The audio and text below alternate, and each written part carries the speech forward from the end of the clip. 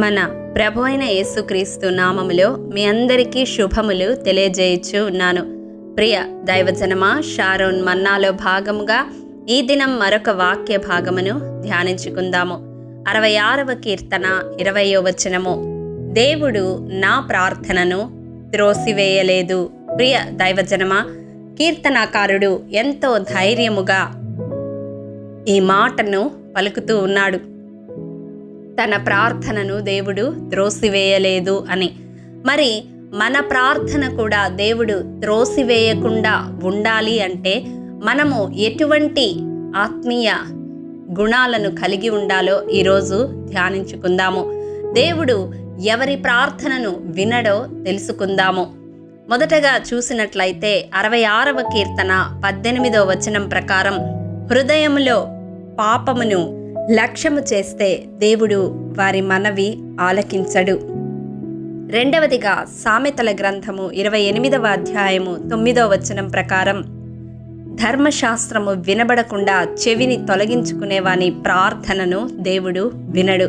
ప్రియ దైవజనమా, వాక్యము వినబడుతూ ఉండగా నిర్లక్ష్య వైఖరిని వహిస్తూ ఉన్నట్లయితే అట్టి మనవి దేవుడు ఆలకించడు.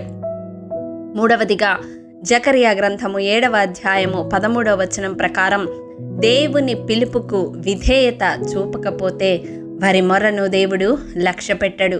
ఇదే మాట సామెతల గ్రంథం 1వ అధ్యాయం 24 నుండి 28 వచనాల్లో కూడా మనము గ్రహించవచ్చు. నాలుగవదిగా మీకా గ్రంథము 3వ అధ్యాయము 4వ వచనం ప్రకారం, దుర్మార్గతను అనుసరించి నడుచుకుంటే దేవుడు మన ప్రార్థనను వినడు. ఐదవదిగా యాకోబు రాసిన పత్రిక 4వ అధ్యాయం 3వ వచనం ప్రకారం, దురుద్దేశముతో మనము అడిగిన ఎడల అటువంటి ప్రార్థనను కూడా దేవుడు ఆలకించడు.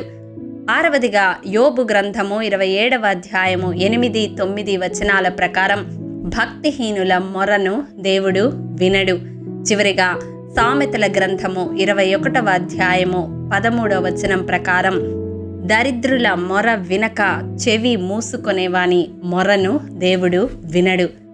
ప్రియ దైవజనమా, ఈ దినం దేవుడు ఎవరెవరి ప్రార్థనలను వినకుండా ఉంటాడో వాక్యపు వెలుగులో మనము తెలుసుకున్నాము. కాబట్టి మన ప్రార్థనను దేవుడు త్రోసివేయకుండా ఉండాలి అంటే ఈ లక్షణాలన్నీ మనము కలిగి ఉండకూడదు. మన హృదయంలో నుండి పాపమును విడిచిపెట్టి దేవుని వాక్యమునకు, దేవుని పిలుపుకు విధేయత చూపించి మనలో దుర్మార్గతను తొలగించుకొని దురుద్దేశముతో కాక భక్తిహీనులమై మొరపెట్టక దరిద్రుల మొరను ఆలకించే వారముగా మనమున్నట్లయితే దేవుడు మన ప్రార్థనను త్రోసివేయక వినేవాడుగా ఉన్నాడు. అవును, మన దేవుడు ప్రార్థన ఆలకించే దేవుడు. సర్వ శరీరులు అందునిమిత్తమే ఆయన యొద్దకు వస్తారని వాక్యము తెలియజేస్తా ఉంది. నిజముగా మొరపెట్టే వారికి దేవుడు సమీపముగా ఉంటాడు. ప్రియ దైవజనమా, ఆయనలో మనము నిలిచి ఉంటే, మనలో ఆయన నిలిచి ఉంటే మనకేది ఇష్టమో ఆయన అడిగినప్పుడు దేవుడు మనకు అనుగ్రహిస్తాను అని అంటూ ఉన్నాడు. ఆయనలో మనము నిలిచి ఉండి మన యందు ఆయన మాటలు నిలిచి ఉంటే మనకేది ఇష్టమో అడిగితే దేవుడు అనుగ్రహిస్తాను అని యోహాను సువార్త 15వ అధ్యాయంలో తెలియజేస్తూ ఉన్నాడు.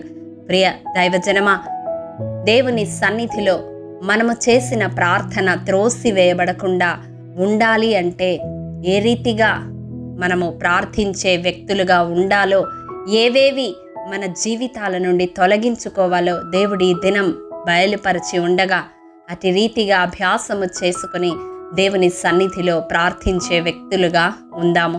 అటు కృప దేవాది దేవుడు మనందరికీ అనుగ్రహించునుగాక. ఆమేన్. ప్రేమ నమ్మకము కలిగిన మా ప్రియ పరలోకపు తండ్రి, నీ పరిశుద్ధ పాదములకు వందనములు. దేవా, విత్తబడిన వాక్యమును ప్రతి హృదయములో నూరంతలుగా ఫలింపచేయండి. నాయన, మా ప్రార్థన నీ సన్నిధిని ధూపము వలె చేరునట్లు ప్రభువా, ఈ దినం మీరు మాకు ఏమైతే బయలుపరిచారో అట్టి గుణాలేవి మాలో ఉండకుండా మమ్మల్ని మేము సరిచేసుకునే కృపను అనుగ్రహించమని యేసు అతి పరిశుద్ధ నామం పేరట అడిగి పొందుకొని ఉన్నాము తండ్రి. ఆమేన్. ప్రియ దైవజనమా, అనుదినము షారోన్ మన్నా ద్వారా అడగబడుచున్న నెంబర్ ఇన్ బైబిల్ క్విజ్ ప్రశ్నలకు సమాధానములు ప్రతి నెల మొదటి వారము కామెంట్ బాక్స్లో పోస్ట్ చేయబడతాయి. కాబట్టి గమనించి మీకు తెలియని ప్రశ్నలకు సమాధానములు తెలుసుకొనగలరని ప్రభు పేరట మనవి చేయుచూ ఉన్నాము.